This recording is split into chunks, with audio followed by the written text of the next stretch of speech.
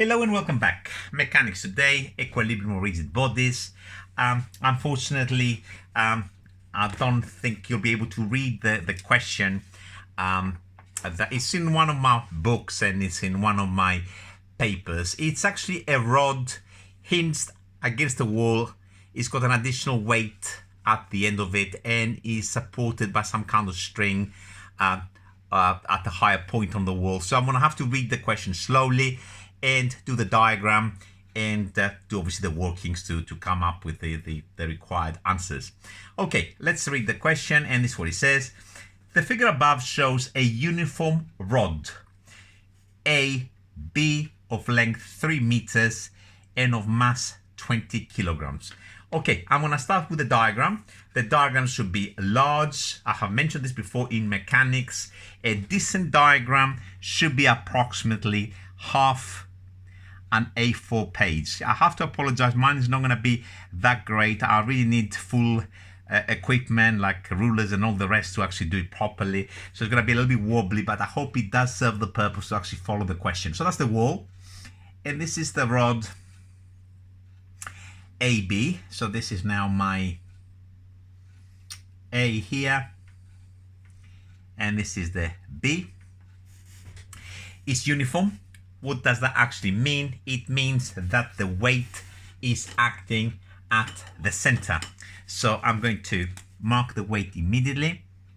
Since it has a mass of 20 kilograms, this is 20 G, where G is 9.8 for people that are doing maths, 9.1 of course for people that are doing physics.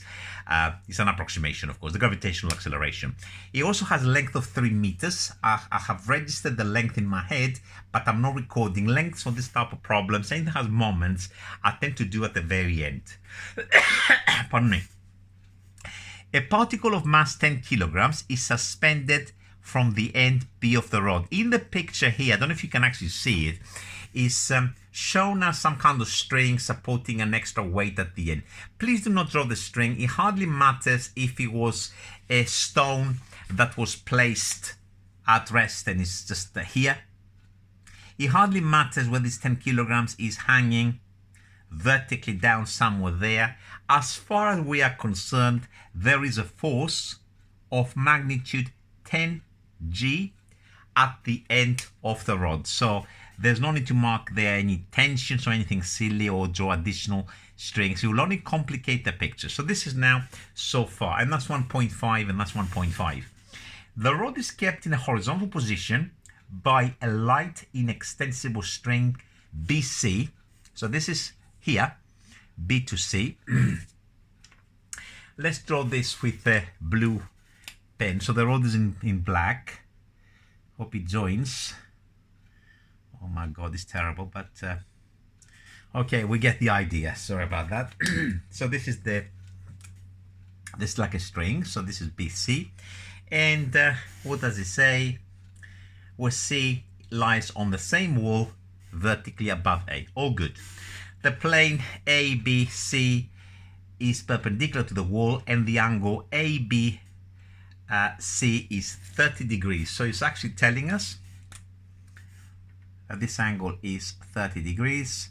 And now this is in a horizontal position, and therefore this must be a right angle. Okay, so this is the picture so far. I deliberately have omitted a couple of things. First of all, we have omitted the tension on the string. Of course, if we connect the rod to the wall up there, of course the reason it's staying in a horizontal position is because the string is applying a tension T, which is somewhere like that. Okay, is there a tension on the other end? The answer is yes, there is. Should we mark it? The answer is no. You can, but it'll be very silly. And I will explain actually that in this particular lecture. I'll come back to this, okay? And because I was a bit confused myself when I was a student about this. I'm self-taught, and eventually it all made sense as I understood the subject, and I moved to higher levels. Are there any more forces there? Well, the answer is there is another force. This could not possibly be in equilibrium. You might argue and say, okay, the component of the tension vertically might be balancing the 30 G, okay? It might be large enough, this tension, to balance it. But I have a problem though. If you think about the tension and you resolve it now in a horizontal position, we have something that's pushing us towards the wall. What balances this force? Why doesn't this rod dig into the wall? So there must be another force out there. This is known as the reaction from the wall. And I'm going to do a little bit of an analysis, try to explain it. If it goes over your head, just ignore it. If you think this is just a little picture of just the wall there and the rod, the reaction is acting in some kind of direction like this. This is the way the wall perhaps is pushing. R for reaction. But for us, it's actually easier to actually mark as two separate reactions. Okay, so it's components essentially. So we can mark a component here and a component here. Okay, and call it perhaps X and Y, horizontally and vertically, because this will be easier when it comes to resolving. It should be obvious because, of course, the tension T cos 30 is pushing us towards the wall. There's definitely a component of the reaction, I'm going to call it X, that's pushing me out. How do I know the Y is upwards and not downwards? Okay, this is actually well, easy to see once you understand moments a little bit better. Suppose I take moments at B. These two forces do not have any moment because, of course, they're going through the pivot. Neither has the force that I just marked as X because the line of action of this is also going through the pivot. So if I take moments about B, I have the force of 20G that's going to turn me in anti-clockwise direction. So the reaction, the component of the reaction upwards, the component of the reaction in the vertical must be upwards in order to produce a clockwise moment. If you can't see this and it's causing you a problem, mark it downwards and it will come out in the wash. What's going to happen if you mark it downwards? It will come up as a negative number. So this is the complete diagram. I just want to say one more thing now. In this picture, these are the forces, and I need to stress this, that are acting on the rod and on the rod only. Of course, at this point here on the wall, there is another force horizontally that is acting in this direction to the left, sorry, in order to balance the X. If you think about, if there was the hinge there, the hinge is being pulled towards the wall. The wall is trying, so this is a force on the wall. The same way, if we have a force Y, there is another force equal and opposite Y, but this is acting on the wall, not on the rod. On the rod we got this and this. The same way if we got a tension here, okay, on this string, this is a force on the string. There will be, of course, more forces on the wall, but we are only interested on the forces that are acting on the rod. And on the rod, we got the tension in the string, the weight of the rod, the additional weight, and the reaction, which is in some kind of direction, something like this. Our rod has two components. Okay, so this is now the complete diagram analyzed and explained. So what does the question ask? The question asks to determine the tension in the string, to find the value of T, and to show that the reaction at the hinge has magnitude 98. So I'm going to write the number and I will discuss it later. 98 root 13. So that's the magnitude of the reaction. I'll explain what they're actually asking me for. Okay, let's do the workings. Pardon me. All right. Like with ladders, in fact, I think these problems are slightly easier than ladders. There are three equations. We balance the object in the vertical direction. So if we balance that vertically, we have Y, that's the reaction there, plus the component of T in this direction here, up. So that's the sine, so T sine 30. That plus that. I'm going to write straight away is equal to 30G, 20G plus 10G. Horizontally now. Horizontally, we got X, which is acting to the right, and this is balanced. The only other thing which has a horizontal contribution is the component of the tension along the road to the left, and that's the cos, is equal to t cos 30. And then we're going to take moments about a suitable place. A suitable place is somewhere where there's a lot of forces. I can take moments about A because that will eliminate X and Y. And I can take moments about, or I can take moments about B, that will eliminate T and 10G from the equation. If you think about what's the unknowns in this particular problem, forget about what the question is asking. We don't know the value of T, the value of X, and the value of Y. So it makes sense to take moments about A, because if I take moments about A,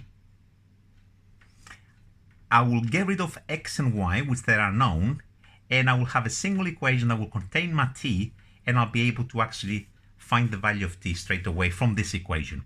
So I'm pivoting at A. So which forces don't have any moment now? Well, X and Y. So the 20G, I forgot to actually mark the distances in the problem. So this is 1.5.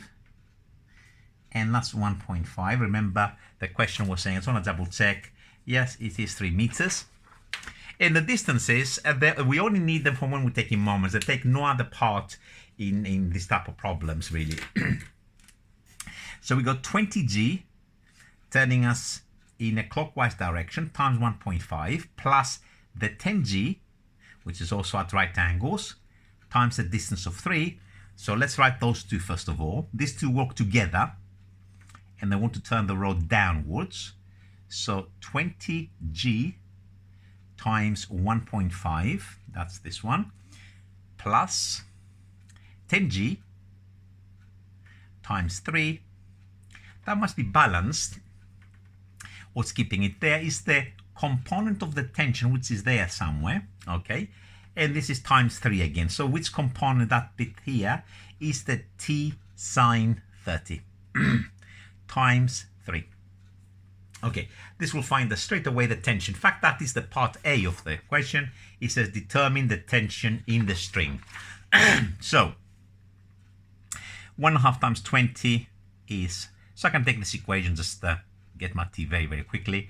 1.5 times 20 is 30G, plus another 30G from that. The sine of 30 is a half, so that is equal to 3 over 2, half of 3 T. We're going to have 60G is equal to 3 over 2 T. And we're going to multiply by 120 divided by 3 is 40G. And 40G is 39.2 times 10. I'll make it 392 newtons. Okay? Pardon me. Okay, so we found the first part of the problem, which is to find the tension in the string. The next thing is to try to, first of all, to understand what they're actually asking us. Show that the reaction at the hinge has magnitude 98√13. What is that? What is the reaction at the hinge? Is it X? Is it Y? Is it both? We want to find X and Y and add them. What's going on? Remember in the very beginning when I was trying to explain, the reaction is some force which is acting in some direction, something like that. And we done it as an X and a Y as two components for simplicity. So what they're actually asking us to find, I'm going to mark it in purple now, is actually this bit here. Which of course we're going to do by Pythagoras. That's the reaction. Okay, so we need to find X. We need to find Y, and then of course by Pythagoras R will be the positive square root of X squared plus Y squared, and we're done, and hopefully we'll get 98√13. Okay, where we're going to get this? We're going to get it from these two equations. So first of all, do I have enough room, or shall I rub off things? I'll try to economize with space and try to fit it all in. So I'm going to take these two equations and I'm going to put the value of T in terms of G in. So the first one will say Y plus 40G, that's my T, sine 30, which is a half. is equal to 30g. That is a very simple equation. It finds y instantly. That's 20g, so y is in fact 10g. And we found one of them. Now, the x is also very, very simple. X is t, which is, of course, 40g. And the cos of 30 is root 3 over 2. And that is going to be x is equal to 20g root 3. And now we are done. You can use your calculator. I'm not going to use any calculator here. This is easy enough for me. So I'm going to say r is the positive square root of x squared plus y squared. So x squared is 20g root 3 all squared plus 10g all squared. Okay, so from there, r is equal to, if I square that, I'm going to get 400 and times 3 is 1200g plus 100g inside the square root, squared, shall I say, sorry, I beg your pardon, g squared. And then if we look at what we get for that, is 1300 g squared, which of course, if it's a show and we need to get it to this particular form, we can actually say, well, that is, because I'm not quite sure, the calculator should be able to handle that, but because it's a show, you might have to put some workings for that. So I can write this as 13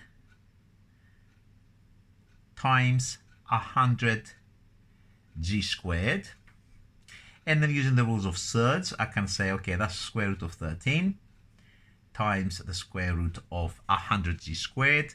So my r will be root 13 times 10g, and 10g, of course, that's 9.8, is 98 root 13 as required.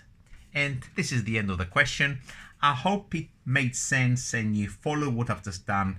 I'm planning to do a few more of this. At the moment, I'm teaching that with my own students, and therefore I'm putting a few lectures for them to help them. So I hope you've also find it useful. For the time being, I'm signing out, and I will see you very, very soon. Bye.